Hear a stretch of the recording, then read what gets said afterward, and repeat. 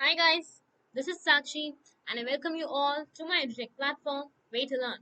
So we were solving PYQs from matrices. So we had already done around 10 sums from matrices. So we will be solving next 5 sums from matrices today. And in my next video, we'll finish all the PYQs from matrices. Then we'll be going for some other topic. And also, if you haven't subscribed my channel, please subscribe my channel and also hit the bell. Because in my upcoming videos, you'll be learning a new subject other than classical PYQs and max PYQs. So we'll be learning many topics from quantum, nuclear, and so on. So stay tuned for more videos and subscribe my channel, share my videos, and also like my videos. So this was my first question from matrices, and the second one. This was the third question, and this is the fourth question. This is fifth question, sixth one, seventh one. This is eighth one, and then this is ninth one, and this was the last question we solved.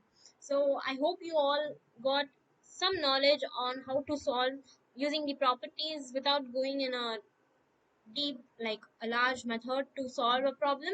So I hope you like these videos, and also please share these videos. So let us solve our next problem, which is 11 problem from December 2016. So our last problem was from December 14. Now we have jumped to December 16. So in between the 15th year, they never included matrices, but then that was the only 1 year in which we never had matrices. But every year we get at least one or two sums from matrices for sure. So just be ready for matrices. You can gain 3.5 marks and also 5 marks if luck is with you, right? So we can easily gain like 5 marks or 3.5 marks from this one matrices alone. And all these matrices questions are going to be so easy. You just have to think about the properties and solve them.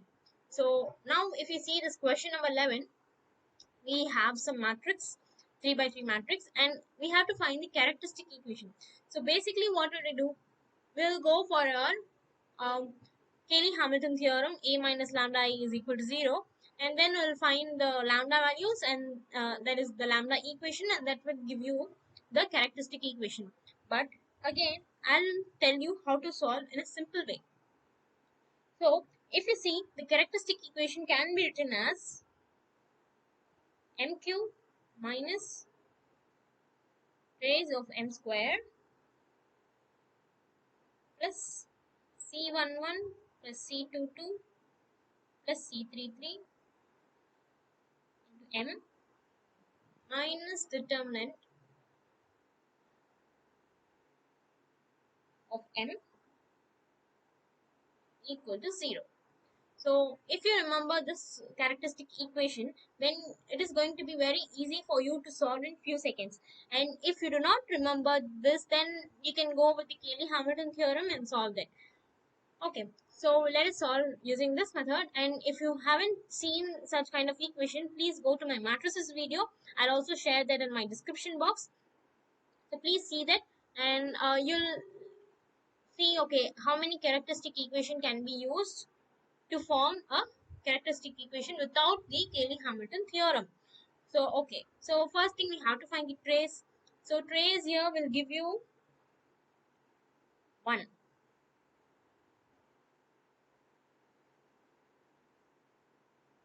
Sorry, it's 1. And then next is cofactor. So cofactor of C11. We can also find the determinant over here. We'll also find the determinant. So on finding the determinant, we get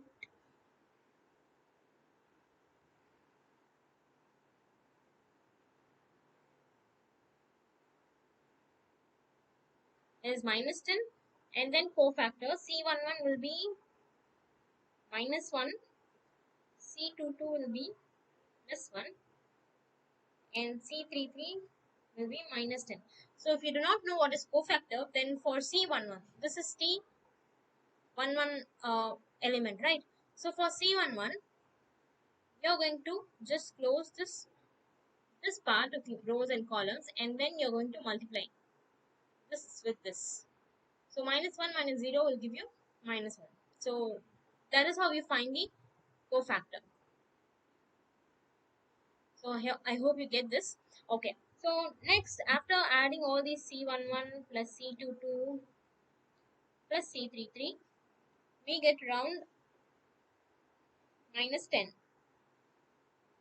Now the only thing is to just put in this equation. So now we are going to substitute in this equation. So we get m cube minus m square minus 10m plus 10I equal to 0. 10 into 1 will be 10, right? So I'm just multiplying with an identity matrix. So it satisfies the equation. So if you see, it satisfies option C. So it is very simple, and if you see, it's finished in 3 steps alone. So it's going to be very easy for you to learn these characteristic equations. So when you solve problems based on these characteristic equation, even in your college sums, then you can make a command on these problems and you'll never forget basically. Okay, so let us see our next problem, question number 12. So here, which of the following matrix cannot be eigenvalues of real 3 by 3 matrix? So if you see here, the question has real matrix. Okay, so for a real matrix, the eigenvalues can also have real terms, real and imaginary complex numbers. Okay, but the complex terms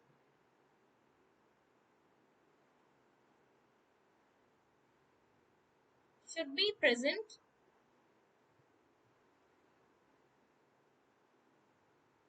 along with their conjugates.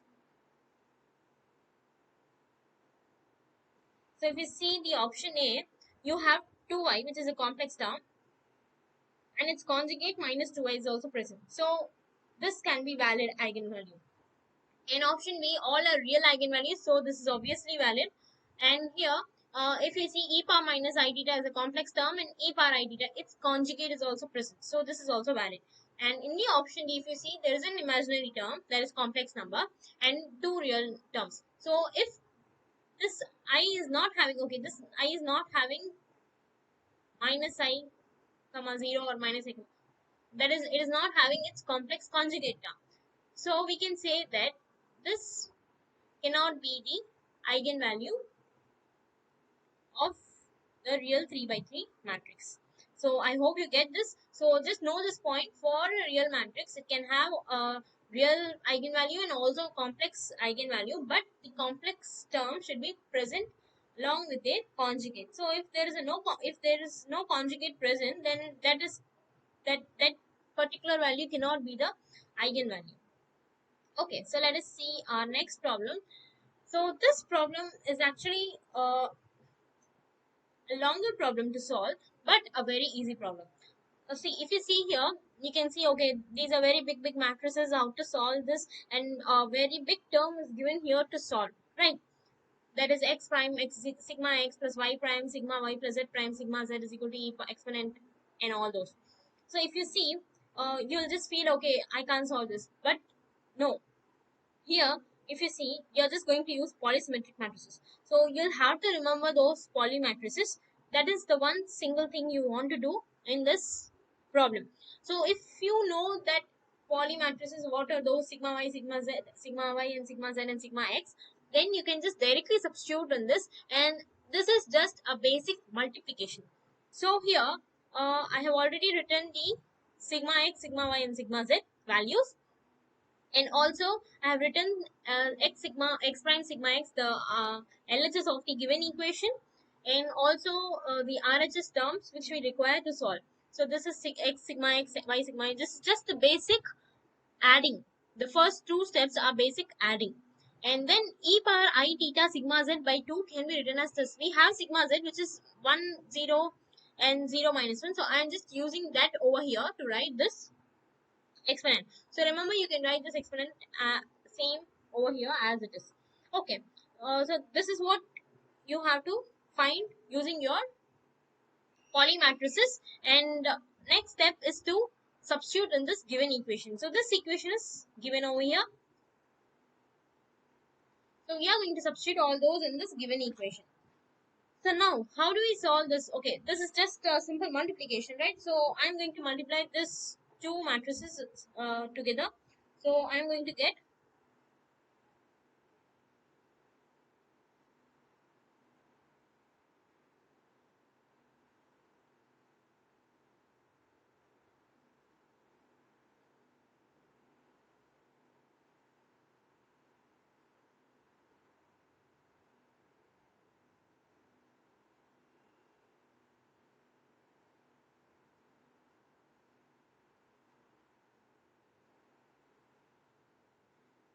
so now after multiplying this these two matrices, we get around the LHS is written the same. There is no change in our LHS.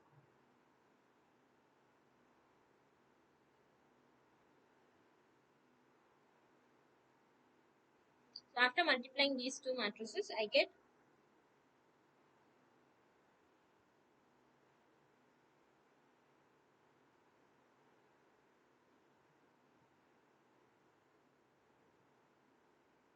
so now the only thing we have to do over here is we have to compare this LHS and RHS terms. Okay, so now we have Z prime over here, and which is equal to Z. The elements of this matrix and element of that matrix will be compared. So now we are going to just compare these two matrices and find the values, and we have to form a matrix such which actually is given in the option. So we have to set them as given in the option. So that is the one thing we have to do over here. So first, on comparing, we get that Z prime is equal to Z. And next, if you see, x prime minus iy prime will be equal to e power I theta, e power I theta x minus iy. Right. So I'll have to expand this e power I theta as cos theta plus I sin theta x minus iy. So you can write this e power I theta as this. Now I'll have to, like, I have to compare this x prime and iy prime, right? So I'll have to write the real terms alone and imaginary terms alone. So I'm going to simplify that.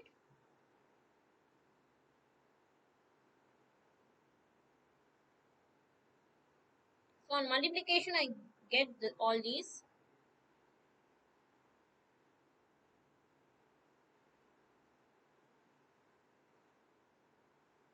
Now the only thing I have to do is separate the real terms and imaginary terms.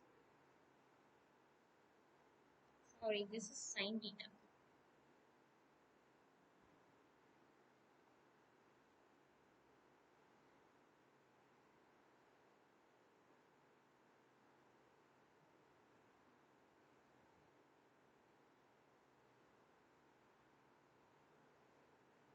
Okay, so now you can say that x prime is equal to x cos theta plus y sin theta, and y prime is equal to y cos theta minus x sin theta, right? So now we have what is x prime in terms of x, y prime in terms of y, and z prime in terms of z. Now we have to set them in such a way which satisfies the given option. So now in the option, our LHS is like x prime, y prime, and z prime. Okay. So now we know that x prime is equal to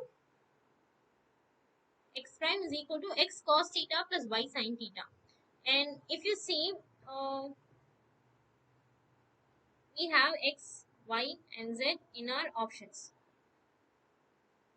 See, this is x prime, y prime, z prime over here, and x, y, z over here. And all these are the cos theta, sin theta terms. So now we know that x prime, y prime, z prime is in the LHS, and we have x, y, z over here. Now also we know that x prime is x cos theta plus y sin theta. Now we have to bring in such a way that x prime will be equal to cos theta plus x cos theta plus y sin theta. So how do we get that? If we like multiply this matrix with this column matrix, we are going to get the same, right? So we'll have to write in such a way which satisfies the given all these answers. Okay, so now if I write the first term to be cos theta and second term to be sin theta, third term to be 0, then I'll obviously get x prime will be equal to x cos theta plus y sin theta plus 0. So therefore it satisfies, right? So this is how we are going to frame a matrix. So in the next step, we have to write for y. So in the y, if you see the first term for, we should be writing for the x, right? So for x, the first term is minus sin theta. Minus sin theta, cos theta, 0, and 0, 0, 1. So this is our matrix that we have to be like form. So if you see the options, option B satisfies. So this is our answer. It's just a big problem to solve, but an easy problem to solve. Okay, you don't have to like worry. Okay, what kind of property we have to use? This is nothing. You just have to multiply, add, and that is what you have to do in this problem. So this is a basic question, lengthy problem. That's all.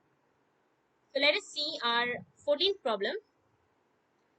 Okay. So if you see over here, we have a equation, and we have to okay for a non-trivial solution and the normalized solution is we have to find the normalized solution. Okay, so this is the given matrix. So basically, how do we find A, B, and all? Basically, so the first step we have to do that is for the existence of a non-trivial solution. We have a condition which says that non-trivial solution. So for the existence of non-trivial solution, our determinant of A will be equal to 0. Now I am going to find the determinant of A. So which is 1, 1, 1, 1, 2, 3. Okay. 1, 2, 3, 2B, 2C. This should be equal to 0. Uh, so you'll have 1 into 4C minus 3B minus 1 into 2C minus 6 plus 1 into B minus 4, which is equal to 0. So on simplification, we going to get minus 4C minus 3B.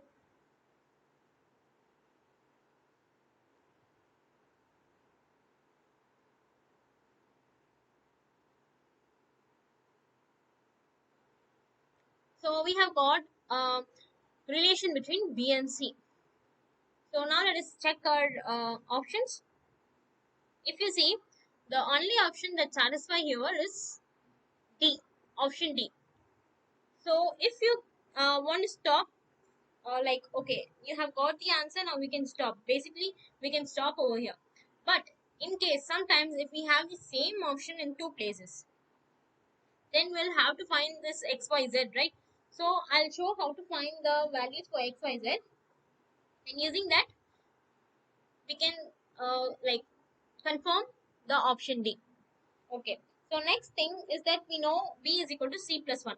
So now I'm going to like use some condition over here. Just I'm going to put some value over here for B and C. So I say that B is equal to 1 and C is equal to 0. So my matrix will become 1, 1, 1, 1, 2, 3, 2, 1, 0. And also in the given question I have XYZ equal to 0. I have to find XYZ, right? So now you have all these questions over here, like as it is given in the question. Now we have to find x, y, and z values. So now if you solve this first, equation, you get x plus y plus z is equal to 0, and then x plus 2y plus 3z will be equal to 0, and 2x plus y plus 0 will be equal to 0. Right? So using the third equation, that is 2x plus y is equal to 0, I can write x is equal to minus y by 2. Right? So now I am going to substitute this in x value in the first equation. So I will get minus y by 2 plus y plus z will be equal to 0. So y by 2 plus z will be equal to 0. So z will be minus y by 2. Okay. So now we can say that if you need the value of y, then I can say that here x is equal to z. Both are equal to minus y by 2. Now I can say that y will be equal to minus 2x will be equal to minus 2z. Now we have to find the vector, eigenvector. So I'm going to write this eigenvector as, I know y is equal to, okay, now let me substitute. If x is equal to k, then y will be equal to minus 2k, and z will also be equal to k, because x is equal to z. Okay, now we have to find the normalization. We have to normalize this. So I'm going to find the x diagram, which is the row matrix. So for normalization, we basically do x dagger is equal to x will be equal to 1. So on doing that, I get root 6 is equal to 1. So normalization constant will be 1 by root 6. Okay. So now I can write my eigenvector, that is x to be 1 by root 6, 1 minus 2. So if you see the options now, 1 minus 2 and 1. So this option satisfied. So therefore we can also find both the answers. For just you have to remember, for a non-trivial solution, the determinant of A should be equal to 0. Okay, let us see our last problem of the day.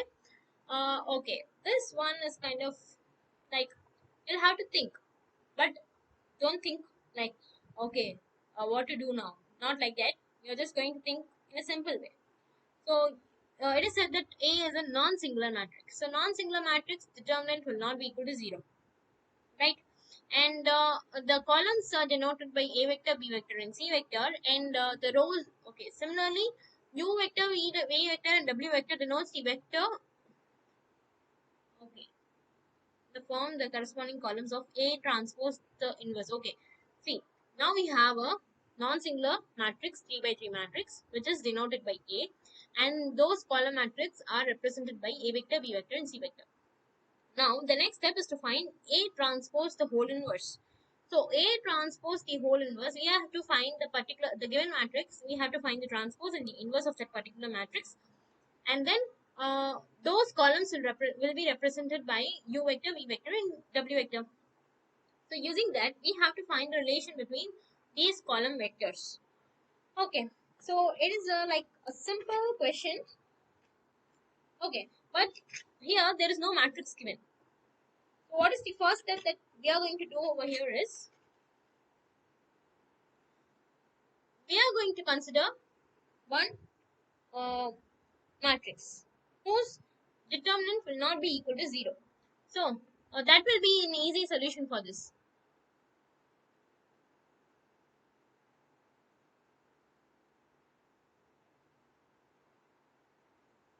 Okay, so I'm considering a matrix which is 1, 0, 0. You can also consider any matrix of your choice whose determinant is not equal to 0. I have taken a simple matrix. So after finding the determinant, I get 6, which is not equal to 0. Hence, this is a non-singular matrix. And this column vector is represented by A vector, this is represented by B vector, and this column is represented by C vector. right? So in vector form, I can write a vector is equal to I vector, because j and k are zeros here, that is component are 0, and b vector can be written as 2j vector, c vector can be written as 3j vector, sorry, 3k vector. Okay, now we have to find A transpose the whole inverse. So let us find the A transpose for this question. So A transpose is the same over here.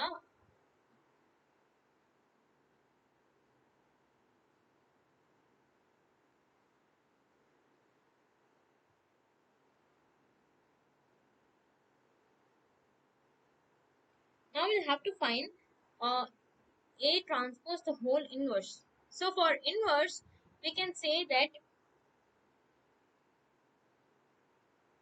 into adjoint of A, right? So we know that the determinant of A is equal to 6, and now adjoint of A will be equal to cofactor transpose. So we'll have to find the cofactor for that. So if we find the cofactor, C11 is given as 6.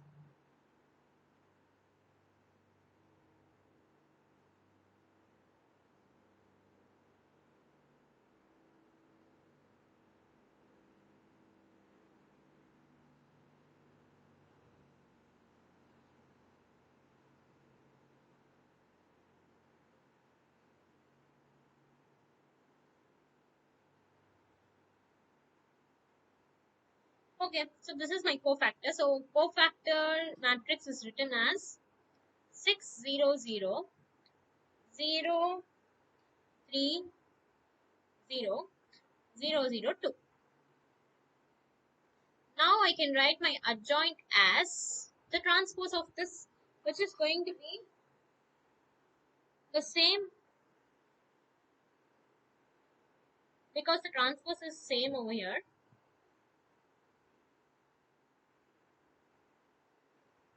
Okay, so now what is the thing that over here we have to do is find the A transpose the whole inverse, which is equal to 6. But I'm going to multiply this 6 over here, that is the determinant inside.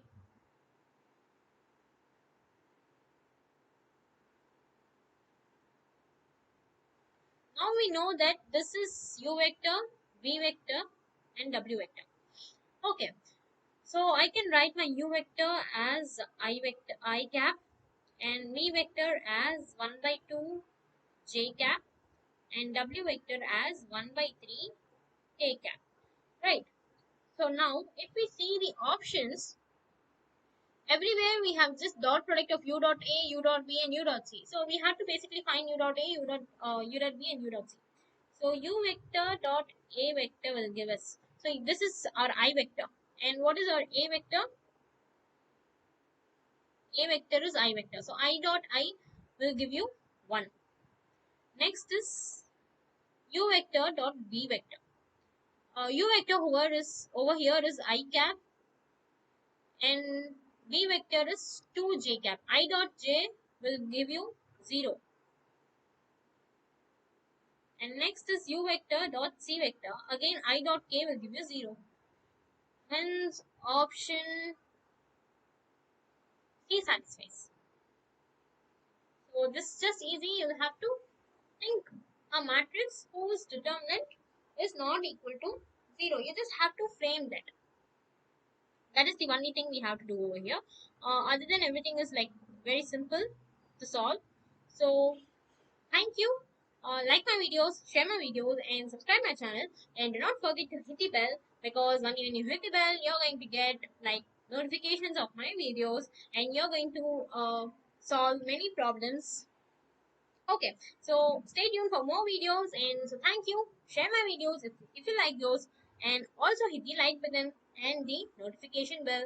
So, ta-da! See you tomorrow.